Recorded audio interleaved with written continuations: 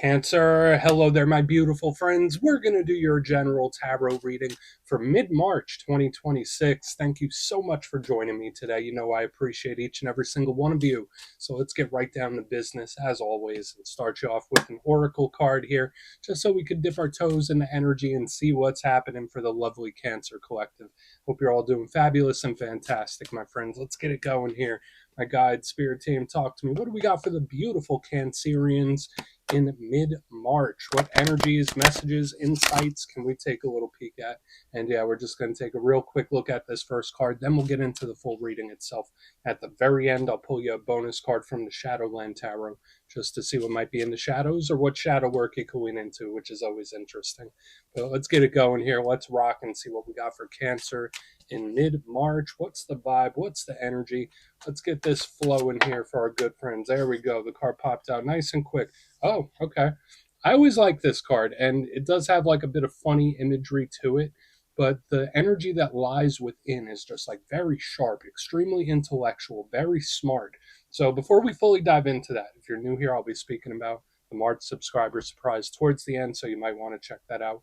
And also, if you could kindly illuminate that like button by tapping it right on its third eye, I'd greatly appreciate it. But enough of the promo, back into the reading. Let's talk more in depth about this card. So as you can see, we have a funny piece of imagery here, right? We have this monkey. It's dressed up like Shakespeare. It's holding a skull, contemplating its life, sitting on a stack of books. It has a typewriter. There's all sorts of mathematics in the background, which to me is like genius. It's a stroke of intelligence, right? So to me, it's very similar to the Ace of Swords, the Sword of Truth. Highly, highly intellectual.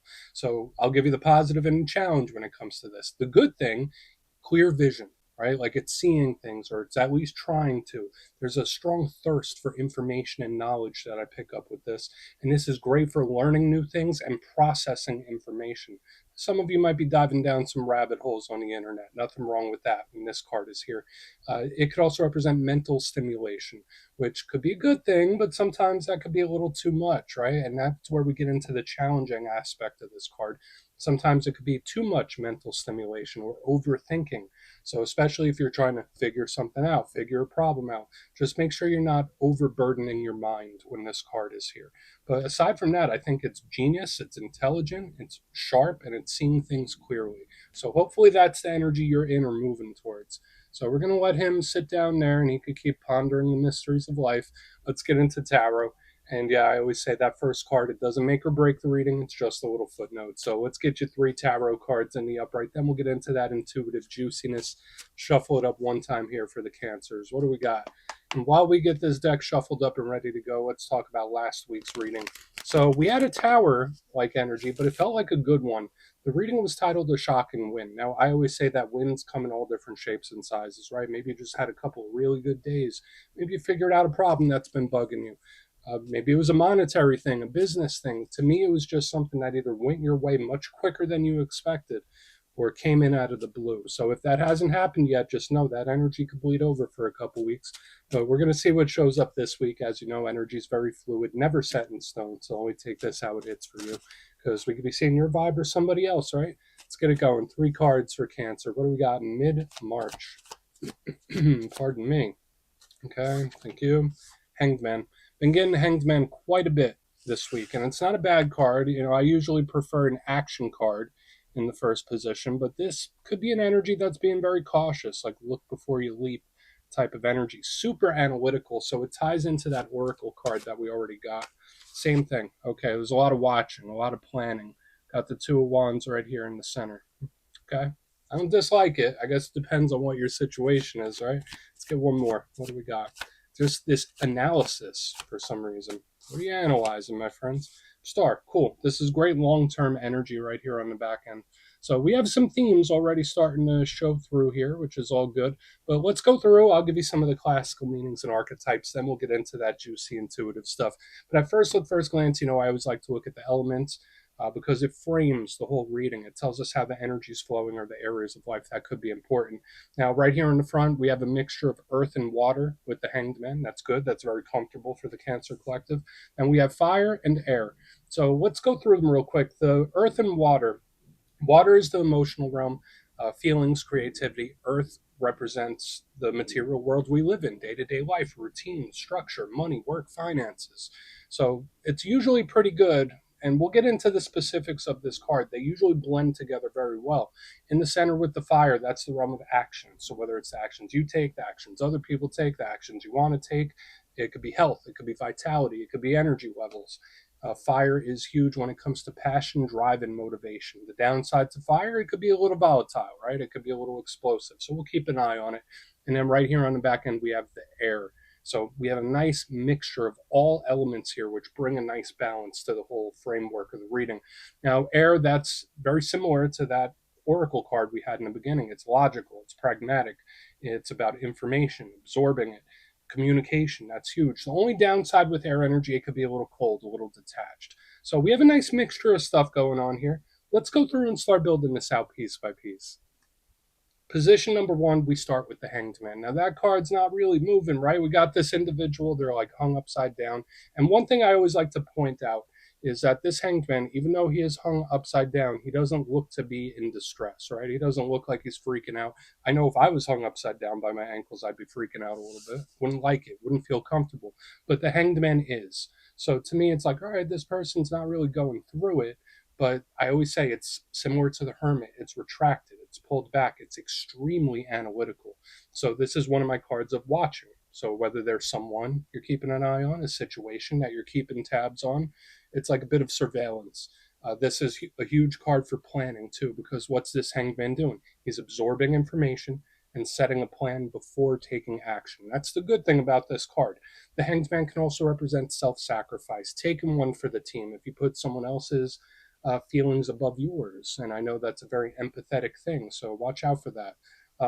The downside to the Hanged Man, obviously, since there's no action, it could be a feeling of stuck, feeling like I'm not making progress, a feeling of cabin fever. Like sometimes this energy could feel cornered. So we do want to look and see, like, all right, is this a problem? Is it a situation that we're not really enjoying? Potentially, but we'll see. There is this really strong undertone of observing and planning. So again, whether that is advice from spirit or something that you're already instinctively doing, there's like surveillance happening, but it's multi-layered when we really look into it. Because moving into the center, we have the Two of Wands. And this person, I always say, when it comes to all twos, they represent decisions, choices, being at a crossroads. Do I go left? Do I go right? And this one is the same in that sense. But the biggest thing with this card, we see this person, they're looking at the globe, they're plotting their course forward. So we have this underlying strategy, the underlying plan. And this is also very observant. So we have this huge theme here that could be either spirit saying, like, hey, watch this, keep an eye on this, look at the details. That's a big theme so far. So I love the strategy action here. Now, the downside to the Two of Wands, it can also be an energy that feels a little stuck. It could be an energy that feels a little indecisive, like I'm floating in no man's land. So we want to look at this as well, because this energy up here in the front, the Hanged Man and the Two of Wands, it could easily be an energy that's a little clogged up. Now, moving to the back end, as we get this Two of Wands right back by the Hanged Man, we have the Star, one of the best cards in the whole entire deck. Now, for those of you that know a bit about astrology, this connects to Aquarius energy. So even though it's the water bearer, it's technically air energy. And I love the Star. It's wish fulfillment. It's hope in a brighter day. It's a silver lining. So when we see this, we're like, yeah, damn right, I'll take it. This is good. This is really good stuff. An aspect about the Star that I always like to mention is that it's long term. So I know we're looking at this week's energy, but the Star isn't talking about today. It's not talking about this week. It's talking about months and years into the future. So this is very hopeful and a light at the end of the tunnel. That's the thing I really, really love about this card. Now, what might be the downside of such a beautiful energy? All that can flip in reverse. Now, for some cancers, watch out for feeling hopelessness. Watch out for feeling a little pessimistic. Like, is there a light at the end of the tunnel? Is there hope in a brighter day? Because sometimes the Star can flip and people can get a little pessimistic, and that's only natural. So I want to dive deeper on all this, Cancer. Let's do it. Let's jump in and clarify. Okay, let's get a good shuffle here. What do we got for our good friends? Please. And yes, this is where I go intuitive with the message, which means I just tell you how it feels to me. So feel free to do further research or rely on your base knowledge of tarot. because as you know, every single reading is about the reader's interpretation, and I'm just giving you mine. Let's go in on the Hanged Man. And yeah, if you're a reader yourself, please feel free to play along. That's why the box is here. If you're feeling any messages you want to give to Cancer, you could drop it in the comments. I don't mind at all. Okay, Hanged Man time. What's going on here? Why is that Hanged Man? Thank you. And I think I mentioned it when the card came out. It was very, very similar to the Hermit, right? And the Hermit does have this little air of mystery to it. So, like, yeah, there is this observing or this planning going on. We already see it, we already know it. Whether it's coming from your side or somebody else's side, it's here. Now, the Hermit, Virgo, so we have like this double dose of Virgo energy showing up here powerfully. But yeah, the Hanged Man, it's like not doing anything yet. Doesn't mean that it's never going to do something, but it's not doing it yet. So when it comes to advice, when I see the Hanged Man and the Hermit, this is Spirit saying like, hey, maybe go within here, or somebody is. Go within, reconnect to the inner voice, use your intuition, all that stuff. I don't want to get too cliche on you, but to me, I don't want to use such a big grandiose term like the calm before the storm, but there's a lot of preparation happening here. Like when I see the Hanged Man, Hermit, it's like not doing anything right now, but I plan on it. Okay, so that's like the big vibe I'm picking up here. So don't let the appearance of no action fool you into thinking that something will never happen. That's another thing I'm picking up here is where it's like, all right, well, it might not look like something is going on, it might not look like something is very promising, but what's this life about? It's all about change. At some point, that energy will shift. So again, we have the planning, we have the preparation, we have the calm before the action. So we're going to keep moving. Very simple, very straightforward. So let's get that Hermit down right here. And yeah, if you are connected to a Virgo, they're showing up here in a double dose. But let's see what's up with the Two of Wands. So why is that Two of Wands here? And there's also this energy. It's like I'm scanning, I'm searching, I'm searching. Hopefully this person knows what they're searching for. All right. So what's going on that too? So why is that Two of Wands here, please? Thank you. Okay. I want to do something, but I need to do it right. So we have more earthy energy. We have the Queen of Pentacles in reverse. Usually, she is a very sturdy, stable, very reminiscent of this energy we have right here in the front. It might be connected to an earth sign. So, again, Virgo, Taurus, Capricorn. It's not gender specific. But even if that's not the case, when I see her, I think of day to day life and routine, very similar to the earth element. It's blessings and abundance, and it's life and business as usual. So when I see it underneath the Two of Wands, it's like when I do it, I want to do it perfectly. Like there's a perfectionist streak that I'm picking up here. Um, I'm not going to comment on that. I think holding yourself or someone holding themselves to a high standard is usually a good thing. But to me, there's so much strategy, so much planning coming from someone's end where it's like, all right, eventually you're going to have to put these plans into motion, right? You can't just keep planning and planning and planning and never follow through, right? So I still think that someone who does plan on putting it into motion, but it needs to be perfect and it's a slow rollout, which is odd because sometimes, I see energies come in and they're very explosive and they're very hot and heavy. This one is like a slow roll. It starts really slow. So that's what I'm picking up. There's a lot of preparation, a lot of planning, a lot of perfectionist streak, and that really ties in a lot with what we had here in the beginning as well. So it's like this strong, consistent theme. So again, for a lot of cancers in this time, this might just be advice from spirit telling you like how you should be moving regarding something. But again, this could also be someone around you that's just being very structured, make sure everything's right, dot the I's, cross the T's before I make the push or make the leap. Let's keep moving over to the star. We'll see what the star has, then we'll do a quick little recap before we get into the shadow. Yeah, it just feels very meticulous, if that's a good way to put it. So let's go in on the star. Maybe that's our result. So what's the Aquarius energy doing here? Good. Yeah, and it just seems to work.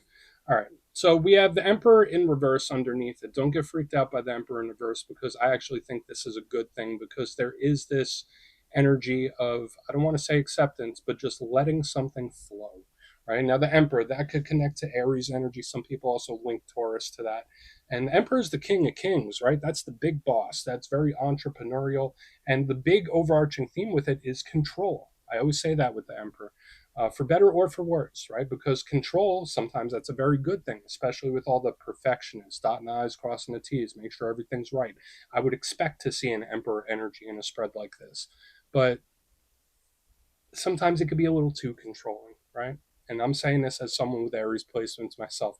Sometimes the Emperor energy can try to over plan. Sometimes it could be overly controlling. And you know how life goes. There's always going to be little things that pop up. There's always going to be little curveballs from the universe. So when it shows up in reverse underneath the star, it's like I am putting my trust that this will go how it needs to go. So like we have this strong planning, perfectionism, and strategy going on, but there is this energy that once you release, once you allow, that's when it all comes in. So again, you could be watching this for a variety of things: work, business, personal relationships, whatever. To me, there's this energy that wants to plan for every eventual outcome. But when we get to the star and emperor in reverse, it's like once you release and allow, that's when you start seeing compounding results. That's just how it feels to me. Okay. Like the less control, the less micromanage, the better. I don't know why that's coming through. So, do I see a win in the end? Absolutely. Do I see results and a payoff? For sure. But there's a certain energy here about needing to let it flow. So let's go through and do a quick recap. Then we'll get into the shadow here. I like the payoff in the end. That's really good stuff. But we've had a really strong theme this week. And again, only take this however it hits for you, right? But position number one, we have the double dose of this Virgo like energy. We have the Hanged Man with the Hermit. Doesn't seem like it's doing much. And the main vibe I was picking up here, especially here and in the front, again, the strategy, the planning, just because something isn't happening or it looks like nothing's happening doesn't mean it's true. It's an illusion, right? Like there is something building up underneath the surface, and this energy wants to be prepared for it when it does. Moving to the center, we have the Two of Wands with the Queen of Pentacles. Someone slowly starting to roll something out or slowly starting to move. The big perfectionist streak is here, so it's like we got plan, plan, plan, plan, plan.